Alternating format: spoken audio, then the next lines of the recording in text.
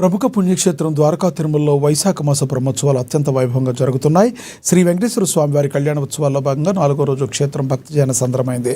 ఉదయం హనుమద్వాద వాహనంపై స్వామివారి భక్తులకు దర్శనమివ్వగా రాత్రి వెండి శేషన వాహనంపై గ్రామోత్సవం నిర్వహించేందుకు ఆలయ అధికారులు ఏర్పాట్లు చేశారు.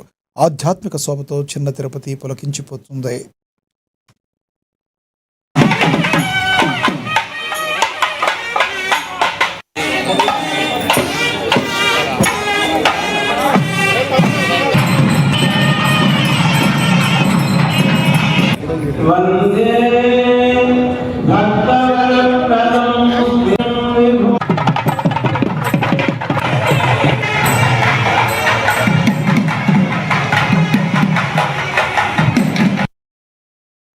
అన్నమయ్య జిల్లా పలమనేరు డివిజన్ విలేకరుల